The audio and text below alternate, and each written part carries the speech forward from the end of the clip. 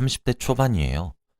아직 깨가 쏟아지는 달콤한 신혼기간이라 너무 행복한 시간을 보내고 있는 와중인데 잠시 짬을 내서 이렇게 사연을 써서 보내봅니다. 제게 정말 드라마나 영화 속에서나 일어날 법할 정도의 무척이나 황당한 일이 벌어졌거든요. 지금은 모두 해결이 되었지만 정말 살다 살다 이런 경우를 난생 처음 겪어서 많이 놀랐었어요.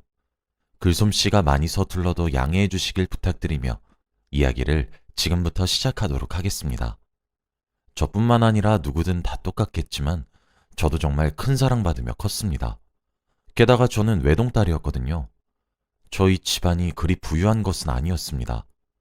하지만 은행장으로 계신 아버지와 전업주부이신 어머니의 사랑을 듬뿍 받으며 모자람 없이 자랐습니다. 엄청나게 비싼 것들을 두르고 지내보진 않았지만 그렇다고 부족함이 있었던 것은 아니었어요. 하고 싶은 것과 배우고 싶은 것들은 배울 수 있는 환경에서 컸죠. 아버지의 외벌이로도 저희 세 식구는 정말 잘 살았습니다. 저희 아버지는 항상 제게 자상하게 대해주셨지만 유달리 깊고 자세하게 절 교육시켰던 것이 하나 있습니다. 바로 사람 보는 눈을 기르는 것이었죠. 많은 사람과 경험을 겪어야 한다는 것을 강조했고 그 과정에서 제가 성공을 하든 실패를 하든 제게 무엇 하나는 배웠다며 지지해 주셨습니다. 그래서 그런가 저는 사람에 대한 촉이 유별나게 좋은 편에 속합니다.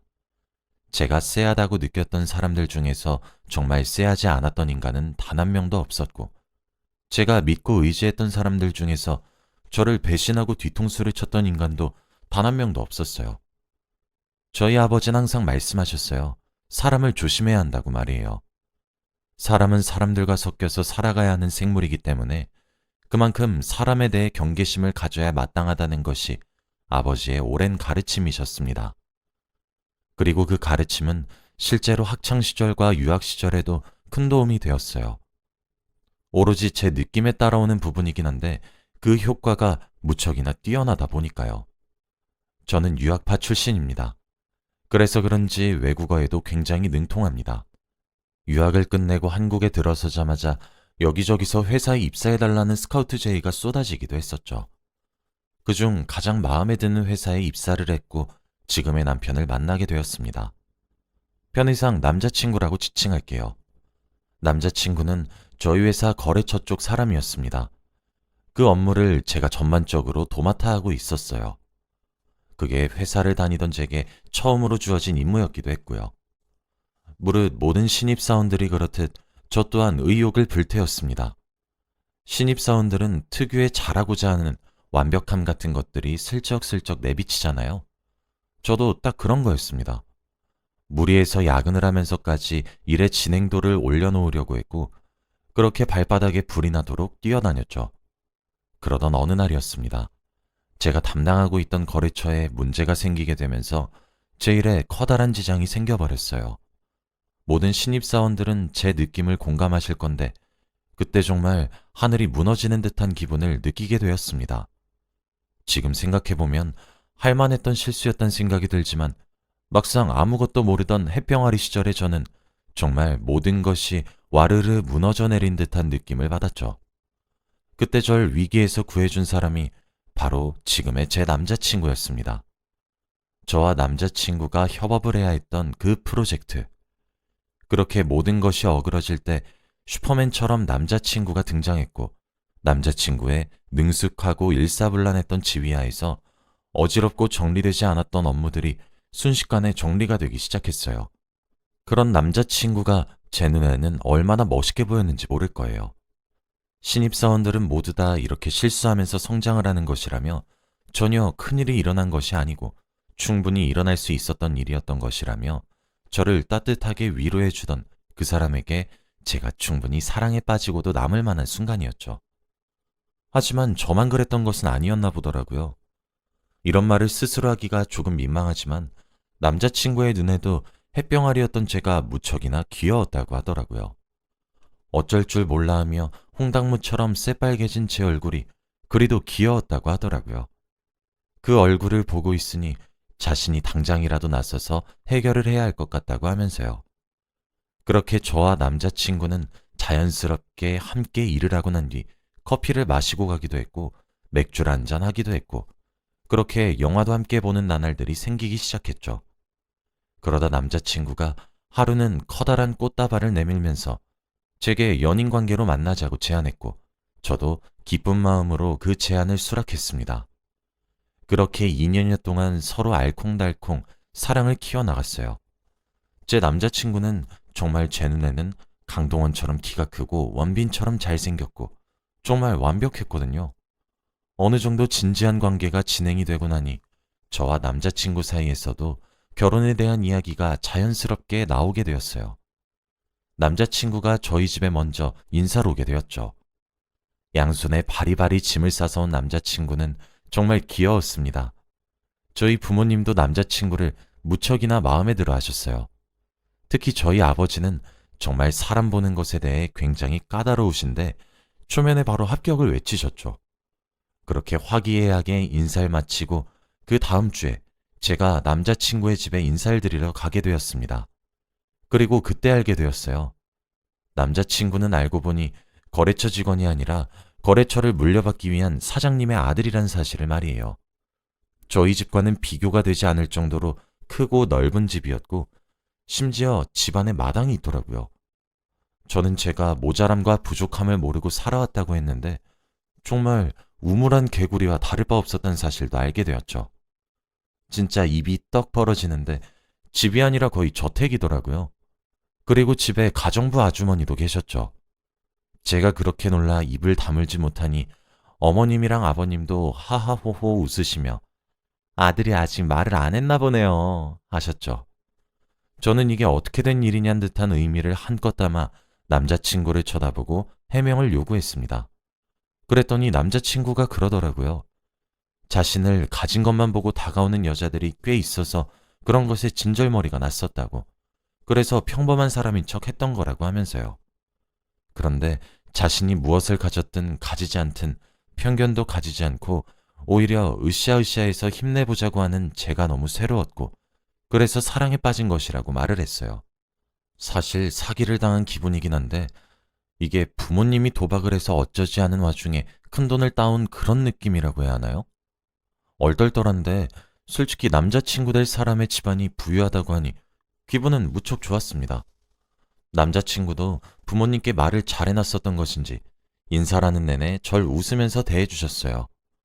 저희 부모님에 대해서 물어보거나 제게 궁금한 것을 얘기해 주실 때 가정부 아주머니가 몇 번 끼어드셨어요.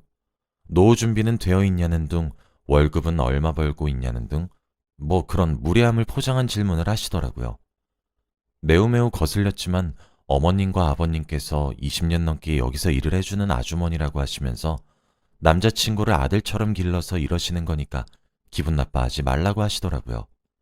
어차피 언젠간 얘기를 드려야 했던 부분이라서 기분은 조금 불쾌했지만 티를 내지 않고 웃으면서 말씀드렸고 그렇게 저희 결혼 준비는 순탄하게 지나가는 줄 알았습니다. 그런데 그렇게 결혼 이야기가 오고 간 이후부터 제게 이상한 연락이 오기 시작했습니다. SNS 메시지로 말이에요. 그리고 그 내용들조차 심상치 않았죠. 모두 제 남자친구 될 사람에 관한 이야기들로 가득했거든요. 그쪽 남자친구 부자인 줄 알죠? 그거 다 빚이에요. 아주 사랑꾼처럼 굴던데 당신이 처음일 거라고 생각하나요? 천만에요. 처음엔 그런 연락들을 모조리 무시했습니다. 그런데 그랬더니 점점 노골적이고 입에 담기 차마 힘든 내용들을 제게 보내오기 시작했어요. 누군지도 밝히지 않고 무작정 남자친구의 욕만 하는데 정말 너무 힘들더군요. 정신적으로 말이에요. 결국 무시하기 힘든 수준까지 이르자 저는 답장을 보냈습니다. 누구신데 이러는 것이냐고, 왜 얼굴도 모르는 저를 못살게 구는 거냐고 하면서요. 그랬더니 저보고 만나자고 하더군요. 만나면 모든 것들을 이야기해주겠다고 하면서 말이에요. 저는 당연히 알겠다고 했고 남자친구에게 말하지 말고 나오라는 말에도 알겠다고 수긍했습니다. 그리고 약속 장소에 제가 미리 도착을 했죠. 출발할 때 저는 집에 있던 안 쓰던 휴대폰을 충전해서 가져갔어요. 대화 내용들을 모조리 녹음할 생각으로 말이죠. 10분 정도 지났을까? 또각또각 하이힐 소리가 들리더니 제 맞은편에 청순하게 생긴 어떤 여자 한 명이 털썩 앉더군요. 그러면서 김정수 씨 여자친구분 맞죠? 라고 했어요. 맞다고 하니 그때부터 제게 이야기를 하기 시작했어요. 당신 속고 있어요. 정수 그 자식한테 전부 다요. 그 사람 부모가 살고 있는 집?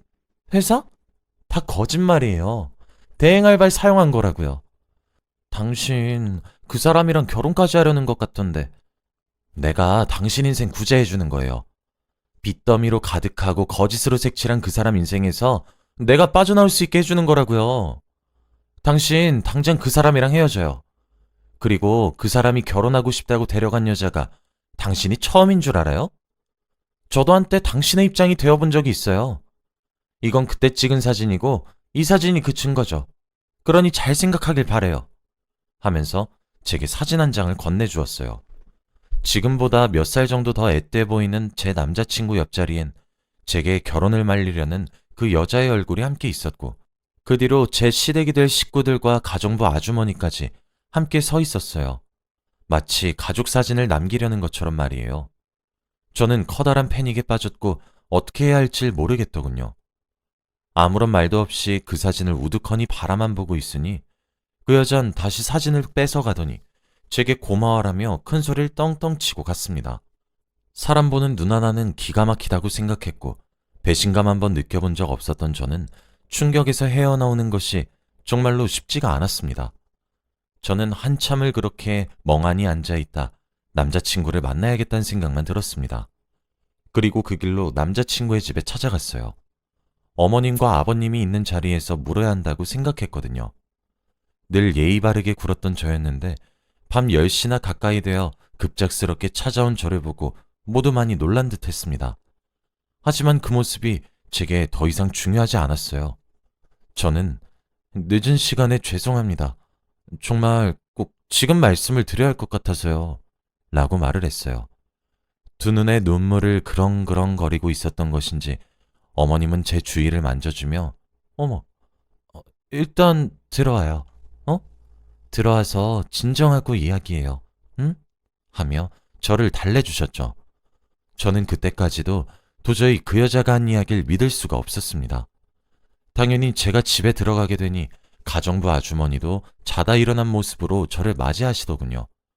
깜짝 놀라시며 제게 물 한 잔을 가져다 주겠다고 하시는 모습이 참 감사했죠. 그렇게 저는 냉술 한 잔 먹고 이성적으로 모든 것을 이야기하려고 했어요. 그런데 왈칵 눈물이 나더라고요. 그렇게 횡설수설 이야기가 시작이 되었습니다. 어머님도 아버님도 그리고 제 남자친구도 늦은 밤에 놀랐을 텐데도 불구하고 제 말을 중간에 자르지도 않고 끝까지 들어주셨어요. 그리고 제 이야기가 모두 끝났을 땐 어머님과 아버님 그리고 제 남자친구는 황당해하며 이야기했죠. 그리고 누구에게 들었는지 그 사람 전화번호나 이런 것들을 가지고 있는지 이런 것들을 물으셨어요. 그런데 제가 너무 정신이 없고 놀란 나머지 그런 것들은 받질 않았더군요. 그러다 제가 사진 한 장은 봤다고 했어요. 남자친구의 말로는 결혼을 생각한 사람이 제가 처음이라 집에 데려온 사람도 제가 처음이라고 했는데 그 여자가 여기 있는 사람들과 함께 찍은 가족 사진처럼 보이는 사진을 들이밀면서 남자친구와 약혼했던 사이였다고 말을 했죠. 그런데 시댁 식구들 모두 영문을 모르겠다고 하면서 이야기를 하더라고요. 그때 제가 녹취했던 휴대폰이 생각이 났고 허겁지겁 휴대폰을 꺼내서 녹취한 파일을 틀려고 했어요. 그런데 바로 그때 갑자기 옆에 가만히 서 계시던 아주머니가 제게 황소처럼 달려들었죠. 그리고 제 손에서 녹취를 한 휴대폰을 낚아채려고 하시더라고요. 저는 본능적으로 피하고 남자친구의 등 뒤로 숨었고 남자친구도 저를 본능적으로 보호했죠. 저는 그때 파일을 틀어야 된다고 결정했고 서둘러 녹취 파일을 들었습니다. 녹취 파일이 재생되면 될수록 남자친구와 어머님 그리고 아버님이 사색이 되시는 것이 아니겠어요? 그러면서 남자친구가 그러더군요. 어머니, 이거 정은이 목소리 아니에요? 아니, 설마. 정은이가 그랬을 리가 없잖아. 안 그래요, 여보? 그치만 이건 지금 누가 들어도 정은이 목소리지 않소? 아주머니, 이게 지금 대체 어떻게 된 일입니까? 남자친구와 어머님, 아버님이 차례대로 영문을 모르겠다는 표정을 짓던 찰나에 아주머니는 제게 달려들었어요. 그리고 제게 휴대폰을 빼앗으려고 발버둥을 치시기 시작했죠. 그런데 저도 본능적으로 휴대폰을 보호해야 된다고 생각을 했기 때문에 필사적으로 머리채가 잡힌 와중에도 빼앗기지 않기 위해 버티고 있었어요. 남자친구와 아버님이 뜯어말려도 아주머니가 손에서 저를 놓지 않았어요. 그렇게 결국 15분가량의 실랑이 끝에 어머님이 부른 경찰이 집에 오면서 일방적인 폭행이 끝나게 되었죠. 살면서 부모님한테도 손찌검을 당해본 적이 없던 제가 그런 꼴을 당하니 너무 비참하고 서러웠어요. 경찰관님께서도 폭행죄로 서로 가셔야 된다고 이야기를 하시던 바로 그 순간이었어요. 아주머니가 갑자기 무릎을 꿇으며 경찰관님, 제가 실수를 했습니다. 미안해요, 죄송해요 하면서 사과를 하셨어요. 제가 아닌 경찰관님들을 향해서 말이에요. 경찰관님들도 저희에게 이러지 마시라고 이야기를 하면서 말리시더군요. 그런데 그때 끼익 하는 소리가 들리기 시작하더니 1층에 있던 방문 하나가 열리더니 제게 조언이랍시고 충격만 한껏 안겨줬던 그 여자가 나오는 게 아니겠어요? 저는 그 여자를 보고 저 여자예요. 저 여자가 제게 사진 보여주고 오빠 결혼을 엎으라고 하고 어머님 아버님 험담했던 사람이라고요. 저 여자가 바로 그 여자라고요. 하며 소리를 질렀죠. 그 여자는 제 비명과도 같은 고함을 듣더니 상황의 심각성을 깨달았던 것인지 바로 무릎을 꿇으며 제발 자신의 엄마를 고소하지 말아달라고 두 손을 파리마냥 싹싹 비비면서 빌기 시작했습니다. 정말 개판 5분 전이었죠. 상황을 들어보니 가정부 아주머니와 그 여자는 모녀 관계였어요.